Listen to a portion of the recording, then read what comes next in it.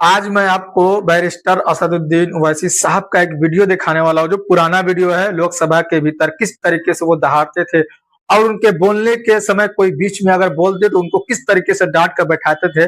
आप एक पहले वीडियो देखिए, मैं यहाँ पर लगा रहा हूँ। और याद रखिए, अगर तेलंगाना बनाएंगे आप तो यकीनन दोनों तरफ इजाफा होगा। सियासी तौर पर सियासी अरे अमेरिका से क्या मालूम हिंदुस्तान का। Please come to please conclude कीजिए मिस्टर ओवैसी। तुम बैठो, तुम please come to the America से आके सेनेटर तुम क्या बात हिंदुस्तान के बारे में विषय पर आइए, विषय से बाहर। अगर तेलंगाना बनाएंगे यकीनन मुसलमान तो विषय से बाहर हैं आप। ऐसे लोग हैं 20 किलोमीटर दूर है तेलंगाना, अलग मामला है। गया आप एमपी कांग्रेस का, क्या आपका गया वहां पर मुसलमानों पर हमला हुआ? यहाँ बैठ के बड़े बड़े बातें करते, बैठ जाइए आप। अरे आप बैठ जाइए, आपको क्या मालूम, तुम्हारा क्या मालूम, कोई नहीं। अहम बात हम ये बोलना चाह रहे हैं। तो आप इस वीडियो में देख रहे होंगे कि किस तरीके से बैरिस्टर असदुद्दीन ओवैसी साहब गुस्से में नजर आ रहे हैं। सदन के भीतर अगर वो बयान देते हैं, उनको मौका तो पहले कम मिलता है, उसी कम समय में उनको पूरा बयान करना होता है, देना होता है, और उस बीच में कोई टोका टोकी करते तो उनका गुस्सा जो है एकदम पूरे 7वें आसमान पर चढ़ जाता है।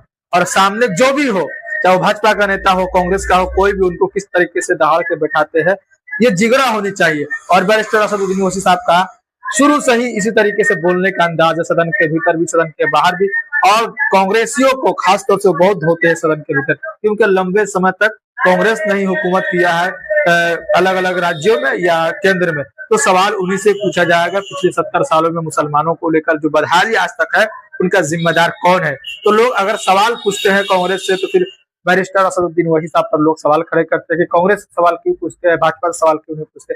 अगर पिछले 70 सालों से अगर बात की जाए तो कांग्रेस सरकार में थी, तो उनसे ही सवाल किया जाएगा ना, पिछले 70 सालों में आपने मुसलमानों के लिए क्या किया, मुसलमानों के ऊपर जुल्म होता है, मुसलमानों को लेकर जब कोई मुश्किलात पैदा होता है तो उनके लिए कौन लड़ाई लड़ता है।